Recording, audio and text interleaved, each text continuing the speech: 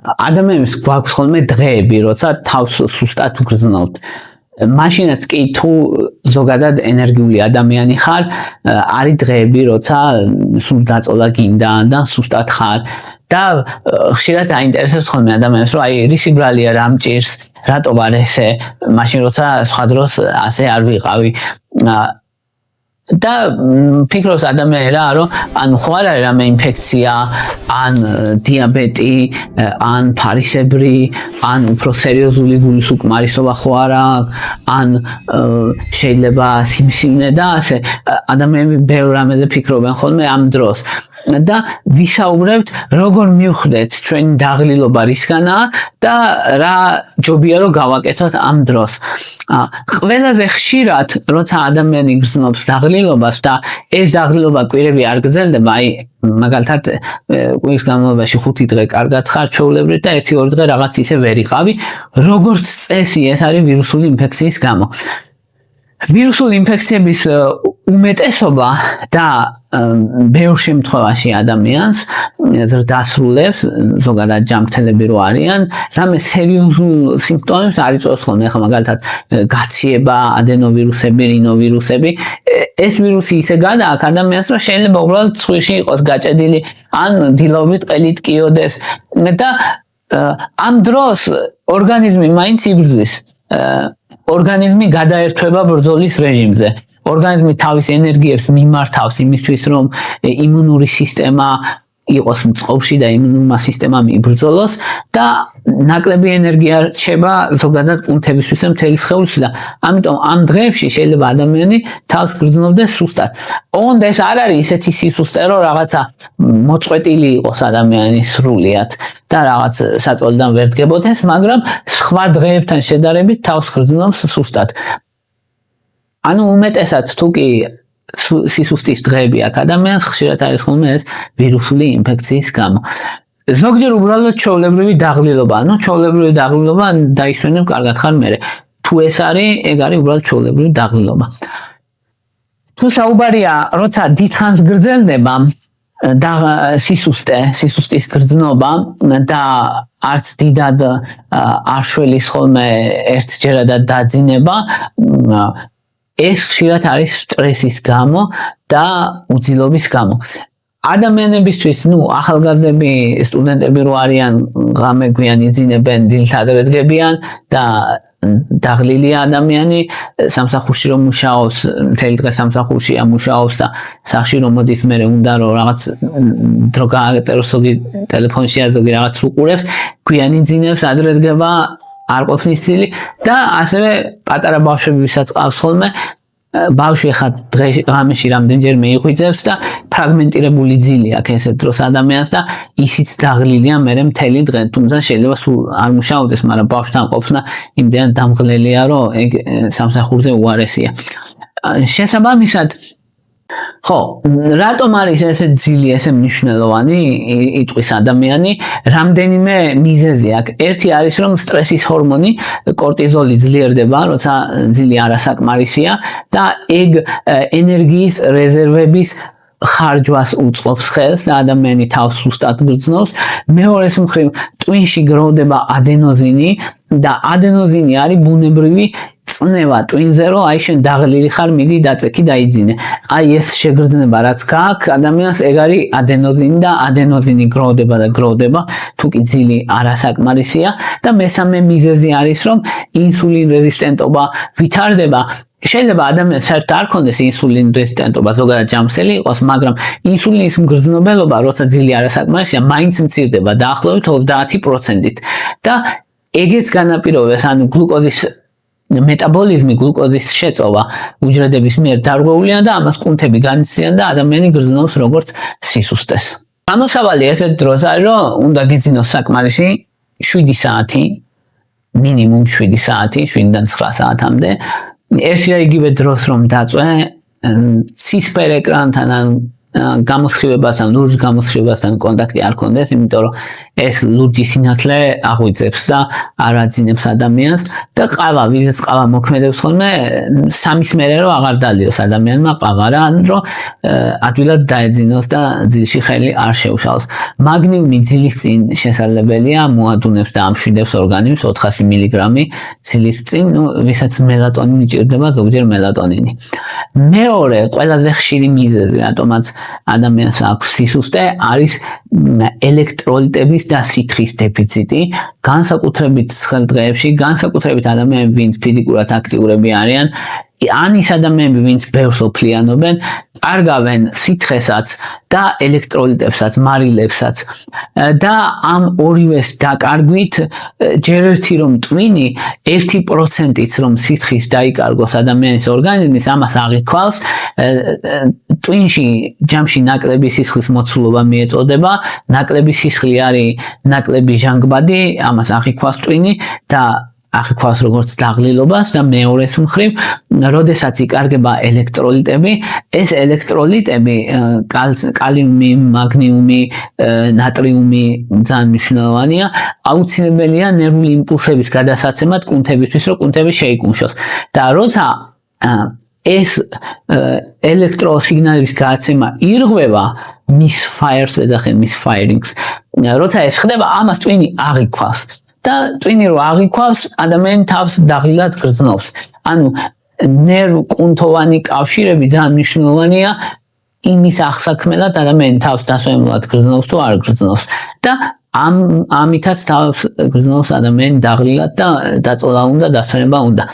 ეს ვის ემართება ხშირად, ვინც გარეთ მუშაობს, ვინც ბევრს მუშაობს, ვინც ფიზიკურად აქტიურია, ვინც ბევრს ოფლიანობს, როცა ცხელი დღეებია, თითქმის ყველა ადამიანს აქვს ეს. ამიტომ რა არის ჩვენი მიზანი, რომ დაახლოებით 2 ლიტრი წყალი დავლიოთ, 2-დან 2.5-მდე, მაგრამ წყალთან ერთად აუცილებელია ელექტროლიტების მიღებაც. მარტო წყალი ელექტროლიტების გარშე საკმარისი არ არის. ელექტროლიტების წყარო, მარილი ჩვეულებრივი, ოღონდ მარილი ბევრი არ უნდა მოგივიდეთ, მაგრამ ცოტა აუცილებელია. თუ ადამიანი ზოგადად ნორმალურად ჭამს, ვინც დიეტობს, იმას შეიძლება კონდეს მარილის დეფიციტი და მან მნიშვნელოვანია, რომ მარილიანი საკვები მიიღოს. თუ ადამიანი ზოგადად ბევრს ჭამს ან ნორმალურად ჭამს და მარილიანებს ჭამს, მას დამატებით რომ მარილი მოაყაროს, ეგ არ ჭირდება არაფერს და საკმარისად იღებს ისედაც. მაგრამ სხვა ელემენტები, როგორცაა კალიუმი მაგალითად, კალიუმისთვის ბანანის მიღება, ასევე ფორთოხლის მიღება, კარგი. მაგნიუმი მწვანე რაღაცეებში შედის, მწვანე მცენარეებში და თხილეულობაში. და ასე ან ელექტროლიტების სახითაც შესაძლებელია ამ ძირითადი ელექტროლიტების მიღება, მაგნიუმის ცალკე მაგნიუმის დანამატად იღებენ. მესამე არის რკინის დეფიციტი. რკინის დეფიციტი იწვევს სისუსტეს და ზოგჯერ რამე მკვეთრი ანემია შეიძლება არ იყოს წარმოქმნილი, მაგრამ ადამიანს ჰქონდეს სისუსტე, იმიტომ რომ რკინის დეფიციტი ჰქონდეს. ეგ პრობლემა ხშირია ძალიან, განსაკუთრებით ახალგაზრდა ქალებში, მენსტრუაციის გამო, მენსტრუაციის დროს კარგავენ სისხლს, კარგავენ რკინას. მეორე ვიშიც ხშირი არის ორსულები, ორსულებში მნიშვნელოვნად არის გაზრდილი მოთხოვნა რკინაზე და რკინის დეფიციტი ხშირია და ასევე ადამიანები, რომლებიც არიან ვეგეტარიანელები, მათშიც ხშირია რკინის დეფიციტი.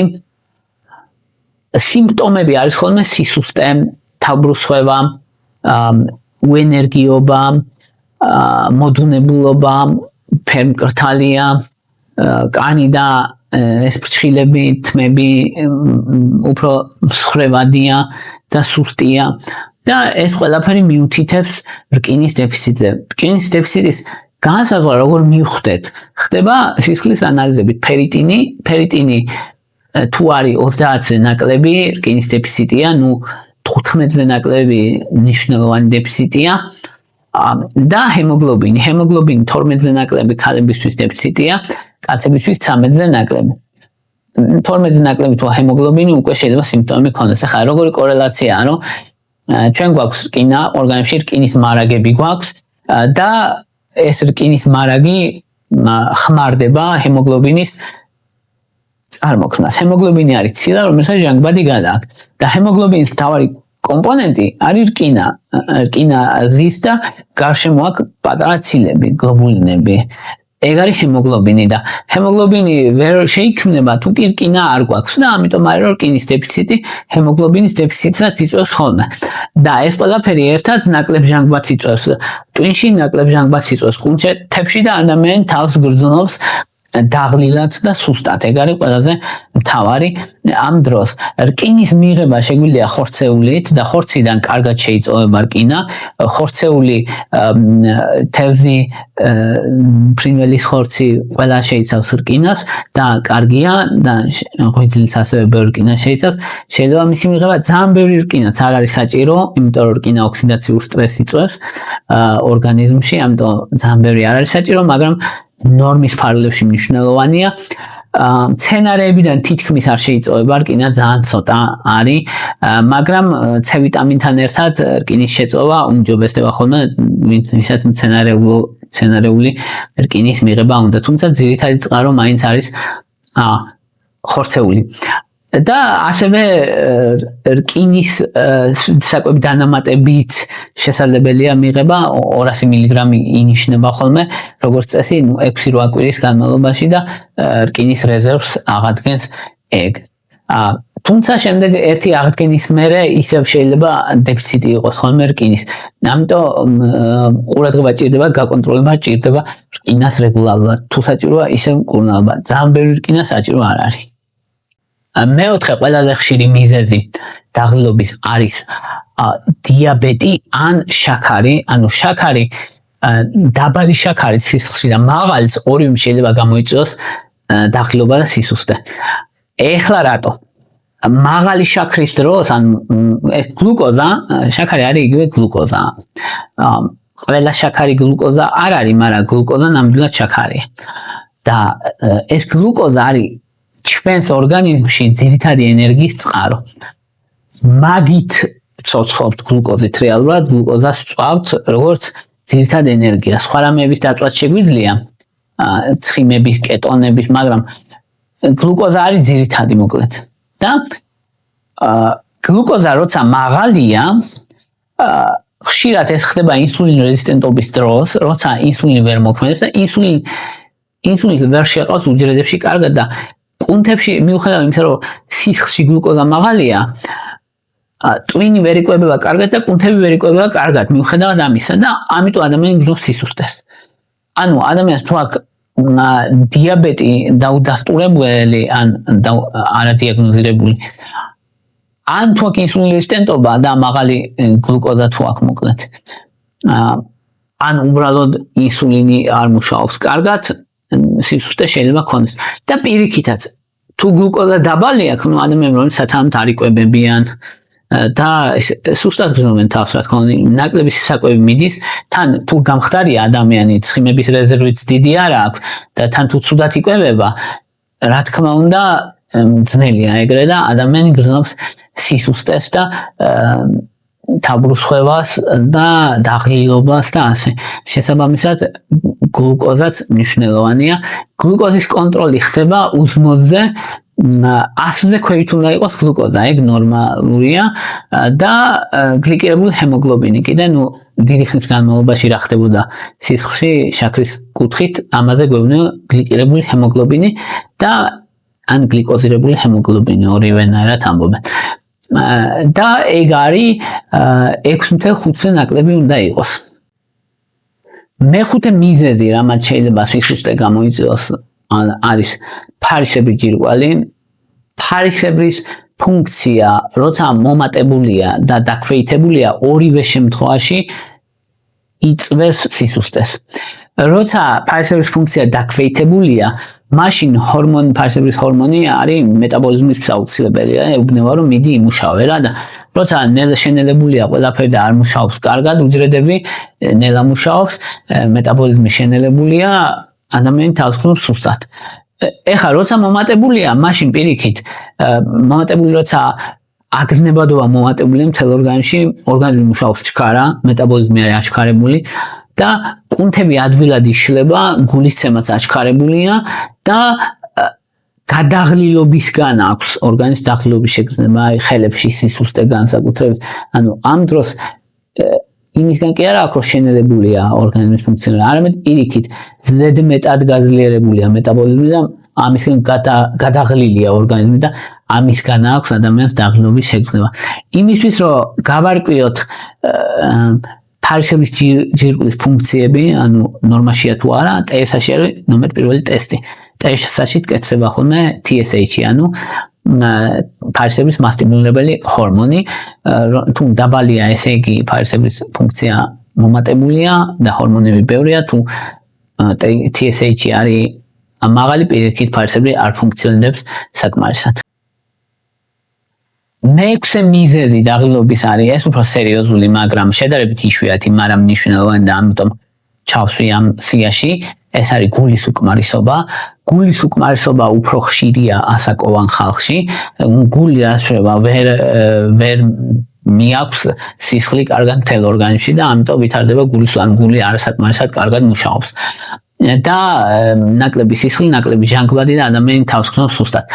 ოდნავი ფიზიკური აქტივობაც კი გულის უკმარისობის დროს შეიძლება ძლიერ სისუსტეს იწვევდეს, მაგალითად ვერ ადიოდეს კიბეებზე, კიბეებს შორის ძალიან დიდი შესვენებები ჭირდებოდეს, ზოგი ადამიანი საერთოდ ვერ ადის, მაგრამ თუ რთულად ამ საწყის ეტაპზე, ვთქვათ, ადრე თუ 8 სართულს ადიოდა კარგად, ეხლა 4 სართულს ადის, მერე 3-ს, მერე 2-ს და ან ზოგი ადამიანი ოთახიდან ოთახში ვერ გადის, ძალის ხმების და ქოშინის გარეშე. ამდენად შეიძლება ძლიერი იყოს გულის უკმარისობა, გულის უკმარისობა ძალიან ძლიერ სისუსტეს იწვევს და ეს სისუსტე არ არის, სისუსტე ძირითადად განსაკუთრებით არის, როცა რამეს აკეთებს ადამიანი და პროგრესირებს ეს, ანუ უფრო და უფრო ძლიერდება ხოლმე. უმეტესად ემართებათ ასაკიან ადამიანებს დიდი ხნის განმავლობაში, რომ წნევა აქვს ხოლმე წლების განმავლობაში და ნელ-ნელა ვითარდებათ სისუსტე, ქოშინი, ფეხებში შეშუპება და დაღლილობის შეგრძნება. შეიძლება განვითარდეთ ადამიანებს გულის შეტევის მერე, ანუ ინფარქტი რო დაემართებათ, გული დაზიანდა და ვეღარ აწვის საკმარისად ორგანიზმს, ესეც მნიშვნელოვანი მიზეზია გულის უკმარისობის და მესამე არის ხოლმე გულის სარქლოვანი დაავადებების დროს შეიძლება განვითარდეს გულის უკმარისობა. და მეშვიდე მიზეზი არის სიმსივნე. სიმსივნე არის ყველაზე მძიმე მიიჩნევა, განსაკუთრებით სიმსივნეს როცა ახასიათებს სისუსტე, ის სერიოზული პრობლემაა. ეს ნიშნავს, რომ სიმსივნე მოიხმარს ენერგიის ძალიან დიდ წილს და ერთი რომ ორგანიზმში აღარ რჩება ენერგია, სისუსტე აქვს, ამიტომ შეიძლება სიმსივნე შეაღწიოს ძვლების ტვინში და სისხლის წარმოქმნაზე იმოქმედოს და ანემია გამოიწვიოს, ან სისხლდენა გამოიწვიოს და ამის გამო სისუსტე დაემართოს ადამიანს, ეგეც პრობლემაა. მაგალითად, შუახნის მამაკაცი, რომელსაც შეიძლება ჰქონდეს მსხვილი ნაწლავის კიბო და სისუსტეს განიცდიდეს, ან ქალი მკერდის კიბოთი ჰქონდეს ღამის ოფლიანობა, სისუსტე, ანუ ესეთი შემთხვევები არის და როცა სიმსივნისგან სისუსტე გამოწვეული, დიდი პრობლემაა, რა თქმა უნდა, მკურნალობა დიაგნოსტირება რაც შეიძლება დროულია საჭირო. სიმსივნის მკურნალობამ შეიძლება გამოიწვიოს სისუსტე, ან ქიმიოთერაპიამ, თვითონ ქიმიოთერაპიამ შეიძლება ძვლის ტვინის სუპრესია გამოიწვიოს და სისხლის უჯრედების წარმოქმნის ნაკლებობა და ადამიანი თავს გრძნობს სუსტად და თვითონ სიმსივნის სისუსტეც დაემატოს და ორმაგად სუსტად გრძნობს, თუმცა მკურნალობა აუცილებელია მიუხედავად იმისა, იწვევს თუ არა სისუსტეს. აი ეს იყო რის თქმაც მინდოდა, ვისაც გინდათ არხის მხარდაჭერა და დონაციები, ეს გაკეთება იმის რომ არხის განვითარებას დაეხმაროთ, ამისთვის მაქვს ანგარიშის ნომრები მითითებული. ვისაც გსურთ დონაციას პლუს შეკითხვები და ჩემთან ინდივიდუალური კონსულტაცია, ამისთვის მაქვს პატრეონი, პატრეონზე შეგიძლიათ გამომწეროთ და იქ დამისვათ კითხვები და ვისაც უბრალოდ გინდათ რომ არხის განვითარებაში შეიტანოთ წვლილი, თუნდაც დაალაიქოთ, გააშიაროთ, კომენტარი დაწეროთ, ეგეც ძალიან დიდი დახმარებაა, იმიტომ რომ YouTube-ის ალგორითმი თქვენი აქტივობის მიხედვით ხვდება, რამდენად საინტერესოა არხი. მადლობა რომ მისმენთ, მადლობა რომ გაინტერესებთ.